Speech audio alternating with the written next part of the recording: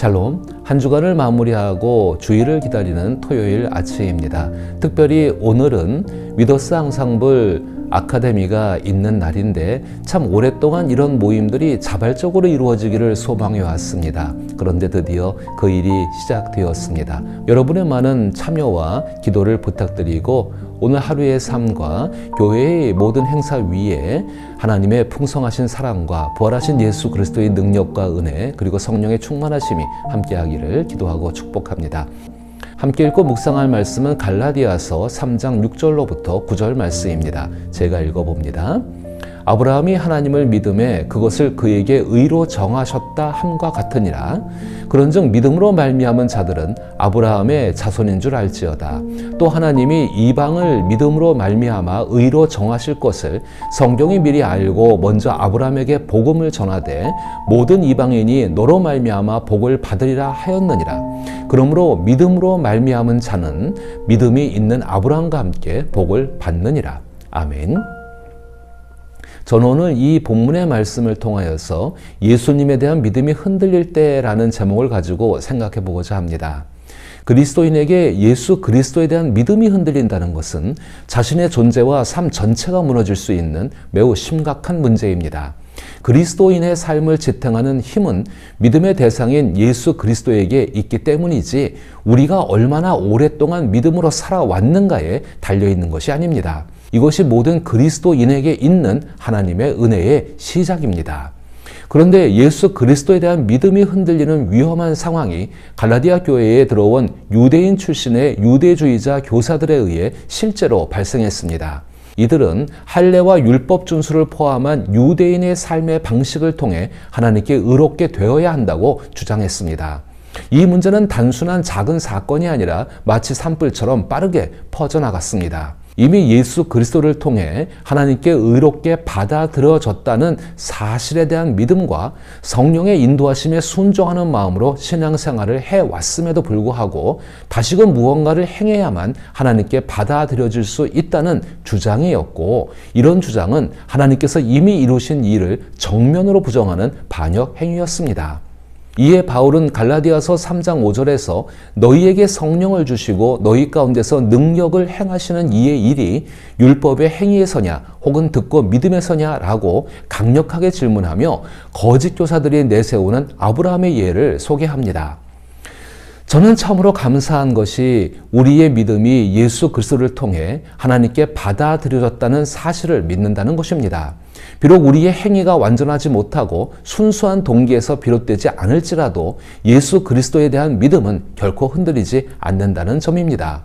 다소 흔들린다고 해도 말씀을 통해 언제든지 본래의 믿음으로 돌아간다는 것입니다.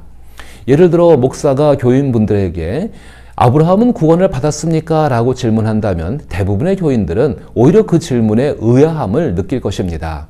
아브라함이 구원을 받았다는 사실을 의심하지 않기 때문입니다.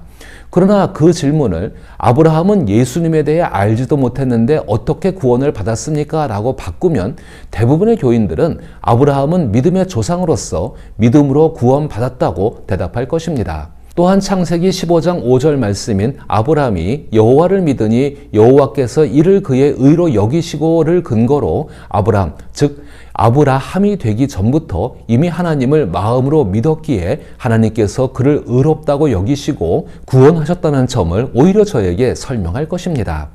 이처럼 아브라함이 하나님을 믿음으로 구원받았다는 사실은 우리 교인들 누구도 의심하지 않는 사실입니다. 그러나 유대인 출신의 거짓 교사들은 믿음의 조상 아브라함이 하나님께 구원받고 의롭게 된 이유가 율법을 지켰기 때문이라고 주장했습니다. 이들은 율법의 행위가 구원의 필수적이라고 가르치며 성도들에게도 이를 강요했습니다. 이에 바울은 6절에서 아브라함이 하나님을 믿음에 그것을 그에게 의로 정하셨다 함과 같으니라 라고 아브라함을 소개하며 반박합니다. 바울은 유대주의자 교사들의 주장을 맞서기 위해 신중한 대응책을 마련한 것입니다. 유대주의 교사들의 주장은 너희가 예수 그리스도를 믿는 것은 좋은 일이지만 하나님께 계속 받아들여지려면 너희도 유대인처럼 살아야 한다는 것이었습니다. 이는 마치 예수 그리스도를 믿은 후에도 교회가 요구하는 모든 규칙을 지켜야만 진정한 믿음의 사람이라고 말하는 것과 같습니다. 겉으로는 당연한 이야기처럼 들리지만 매우 중요한 문제인 마음의 동기에 대해서는 전혀 언급하지 않고 있습니다. 그렇다면 올바른 요구는 예수 그리스도를 믿어 하나님께 받아들여졌음을 성령의 도움 속에서 마음 깊이 깨닫고 그 사랑의 마음으로 교회를 통해 하나님의 일에 기꺼이 협력하는 것이라고 말하는 것입니다. 왜 유대주의 교사들은 하나님께 받아들여지기 위해서는 유대인처럼 살아야 한다고 계속 가르쳤을까요? 그리고 그 주장이 어떻게 설득력을 가질 수 있었을까요? 유대인은 하나님께 선택받은 백성임을 자처했습니다. 유대인의 역사는 아브라함으로부터 시작됩니다. 이스라엘 민족의 기원은 하나님께서 이스라엘의 조상 아브라함에게 그의 후손이 큰 민족을 이루고 하나님의 축복을 받으며 하나님께서 약속하신 땅에서 살 것이라고 약속하신 때로 거슬러 올라갑니다. 이 약속은 구약성경 창세기 12장 1절부터 3절에 기록되어 있습니다. 아브라함은 누구나 인정하는 이스라엘 민족의 조상이었습니다.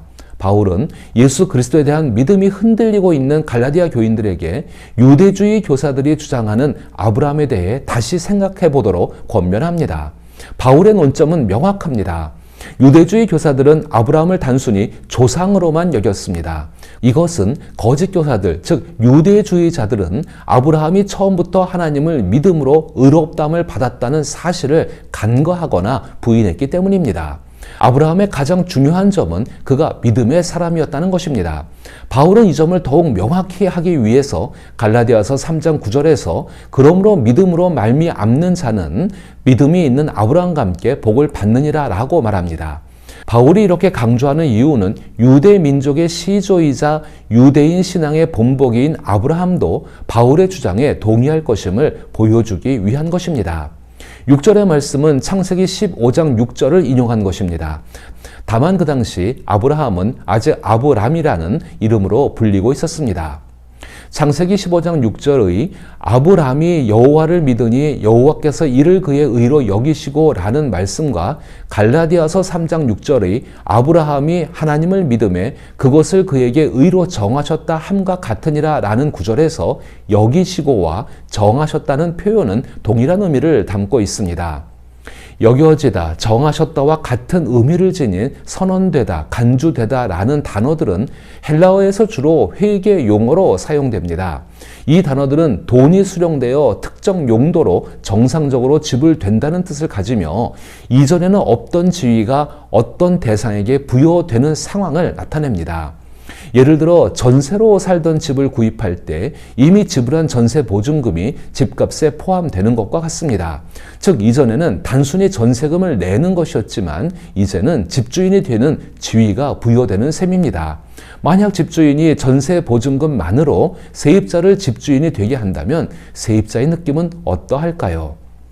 아브라함의 믿음을 의로 여기셨다는 말씀의 의미는 아브라함이 하나님의 말씀과 약속을 믿는 행위 그 자체로 충분하지 않을 수 있지만 하나님께서 아브라함을 의롭다고 인정하신 것은 부족한 그의 믿음을 예수 그리스도께서 하나님의 약속과 말씀을 완전하게 믿으신 것처럼 보셨기 때문인 것입니다.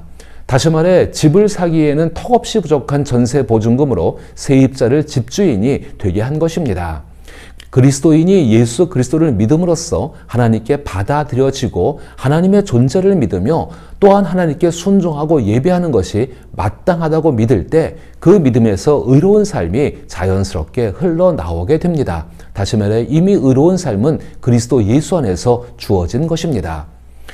그러나 갈라디아서가 전하고자 하는 의미는 이보다 훨씬 깊습니다. 믿음으로 의롭다 여김을 받았다는 표현은 문자적인 의미보다 훨씬 더 독특하고 강한 개념입니다. 성경에서 하나님께서 아브라함의 믿음을 의로 인정하셨다는 말씀은 하나님께서 아브라함을 대하실 때 마치 아브라함이 이미 의롭게 행하는 사람인 것처럼 대하셨다는 의미입니다.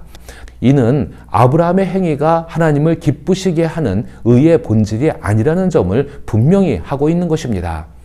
하나님께서 우리를 의롭다고 정하시고 선언하심으로써 우리는 법적인 지위를 얻게 됩니다.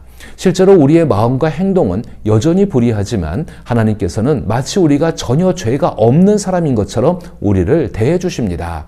이것이 바로 우리가 받은 의롭다함의 의미입니다. 이러한 복음의 메시지는 전통적인 모든 종교의 가르침과는 다릅니다. 일반적인 종교에서는 우리가 의로운 삶을 살아 신을 기쁘게 해야만 신에게 받아들여지며 그렇지 않으면 불의한 삶으로 인해 신과 멀어진다고 가르칩니다. 그러나 우리는 바울이 말했듯이 그리고 아브라함이 보여주었듯이 부족한 죄인인 상태에서도 하나님의 사랑과 하나님의 받아들이심을 받을 수 있습니다. 그래서 그리스도인은 의인이자 동시에 죄인입니다. 우리는 예수 그리스도의 대속으로 인해 예수님의 의가 우리에게 전가된 사람들입니다. 의로운 지위가 주어지는 것은 우리 마음이 일정한 수준의 복종과 예배에 이르렀기 때문이 아닙니다. 삶을 완벽하게 정리해야 의가 전가되는 것이 아니라 오히려 우리가 아직 죄인 되었을 때 예수 그리스도를 통해 하나님께 의롭다함을 받은 것입니다.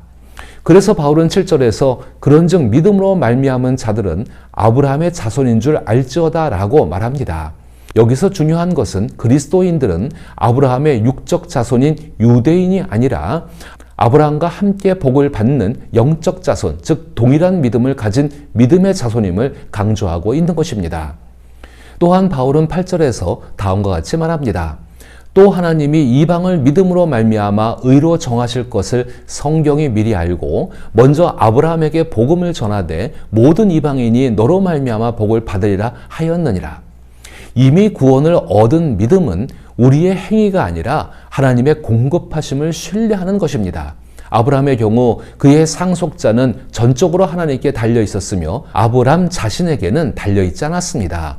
아브라함은 그 일을 이루실 하나님을 믿었습니다. 그러기에 가장 소중한 아들 이삭을 번제물로 바치려 했던 행동조차도 장차 하나님께서 직접 역사 속에 오셔서 인간의 능력에 의지하지 않고 놀라운 일을 이루실 것을 믿는 참된 믿음의 행위가 될 수 있었습니다.